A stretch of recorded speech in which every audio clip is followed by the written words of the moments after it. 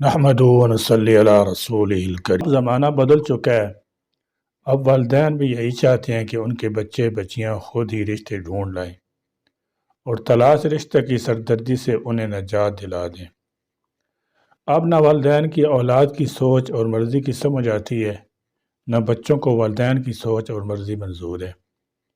آج کل تعلیم نے ڈگریاں تو دلا دی ہیں، مگر شعور اور تربیت کا فقدان ہے۔ لڑکے شکل و صورت پر مرد مٹتے ہیں اور لڑکیاں شکل و صورت کے ساتھ پیسے کو ترجیح دیتی ہیں۔ شادی سے پہلے خوش شکل پتلی دبلی لڑکی نظر آنے والی، شادی کے بعد اگر بد اخلاق، بد لحاظ، منہ پھٹ ثابت ہو تو انتہائی بد شکل لگنے لگتی ہے، اور ہینڈسم کماؤ لڑکا شادی کے بعد اگر ہت چھٹ بدتمیز نکلے تو بے حد بدصورت لگتا ہے۔ نہ دولت کام آتی ہے، نہ شکل و صورت اور ڈگری۔ پہلی ترجیح اخلاق اور تربیت کو دینا تھی، اس کا کچھ پتہ چل ہی جاتا ہے۔ اگر والدین کے تجربہ سے فائدہ اٹھایا جائے، اس لیے تو بڑے کہتے تھے رشتہ کرنا ہو تو پہلے اپنے اطراف نظر دوڑاؤ، کہ قریب کے لوگ، دوست، رشتہ داروں کی بچوں کی تربیت اور اخلاق کا کچھ اندازہ ہوتا ہے، مگر بالکل غیر اجنبی لوگوں کا قطعی علم نہیں ہوتا کہ اولاد کی تربیت کیسی ہے۔ حدیث شریف میں آیا ہے، رسول اللہ صلی اللہ تعالی علیہ وسلم کا ارشاد ہے کہ شادی عموماً 4 چیزوں کی وجہ سے کی جاتی ہے۔ نمبر 1 حسب نسب کی وجہ سے، نمبر 2 مال کی وجہ سے، نمبر 3 حسن و جمال کی وجہ سے، نمبر 4 دینداری کی وجہ سے۔ لیکن تم لوگ دینداری کو ترجیح دیا کرو، اگر ایسا نہ کرو گے تو دنیا میں فساد ہوگا۔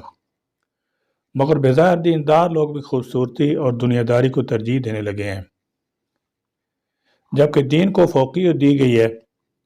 دین سے مراد لڑکی کا پابند صوم و صلات ہی کافی نہیں، بلکہ اس کا لباس اور شرم و حیا، مشرق و دینی اقدار کا ہونا اہم ہے۔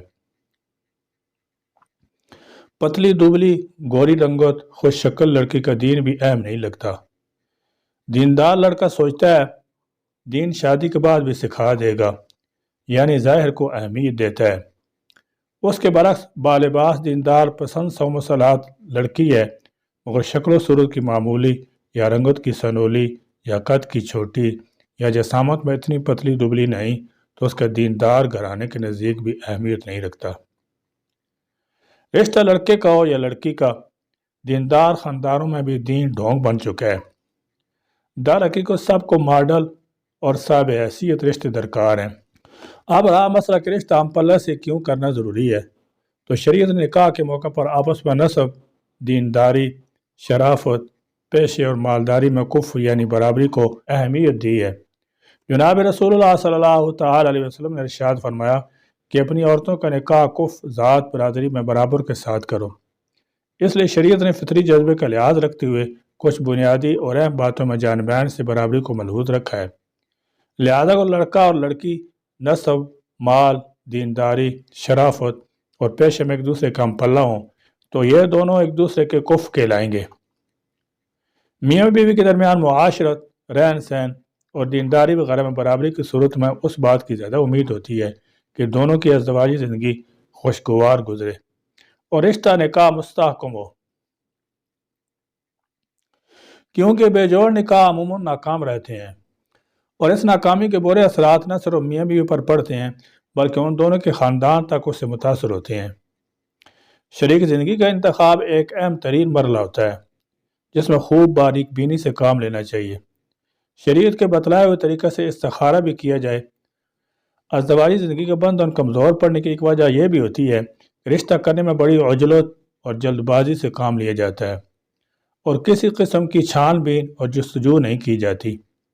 اسلام رشتہ کرنے میں تاخیر نہ کرنے کا حکم ضرور دیتا ہے، مگر اس کا یہ مطلب نہیں کہ آنکھیں بند کر کے جہاں بھی ہو، جیسے بھی ہو رشتہ کر دیا جائے، بلکہ مناسب دینی اخلاقی چھان بین کے بعد ہی رشتہ طے کرنا عقلی اور دینی تقاضا ہے۔ لیکن مذکورہ بالا ہدایات کو اب دقیانوسی سوچ سمجھا جانے لگا ہے، اور نئے دور کی اولاد والدین کو اپنی سوچ اور مرضی سے آگاہ کرتے ہوئے یہ جملہ بولنا ضروری سمجھنے لگی ہے کہ ماما پاپا اب زمانہ بدل چکا ہے، آپ لوگ پرانے وقتوں کی باتیں کرتے ہیں۔ والدین کا فرض ہے کہ وہ اولاد کو بتائے کہ پھر بیوی میں ماں اور شوہر میں باپ بھی مت تلاش کیے کرو، کہ تمہارے ماں باپ تو ٹھہرے دقیانوسی اور زوج تمہاری مرضی کی آج کی دور کی سوچ کے نہ صبر نہ برداشت نہ سمجھوتا نہ تحمل تو اب بھگتو۔ دین و تربیت کو ترجیح دو گے تو رشتے میں برکت اور رحمت کی امید ہوتی ہے۔ ظاہر داری دنیا داری کو فوقیت دو گے تو ضد بدلحاظی ناشکری اس بدلتے زمانے میں عام ہو رہی ہے، جس میں گھر بسانے کی امید کم ہوتی ہے۔ افسوس تو تب ہوتا ہے جب آج کے دور کے والدین کو دنیا داری تلاش کرتے دیکھتے ہیں۔ دین اور تربیت کو فوقیت دی جائے تو رب سب کچھ عطا کر دیتا ہے۔ سکون سب سے بڑی نعمت ہے، اور سکون نیک تربیت یافتہ رشتے سے نصیب ہوتا ہے۔ ظاہرداری کا دین ڈھونگ ہے، منافقت ہے۔ مذہبی گھرانوں کی جانچ پڑتال زیادہ ضروری ہے کہ اس نئے زمانے میں مذہبی لبادہ اور نہ فیشن بن چکا ہے۔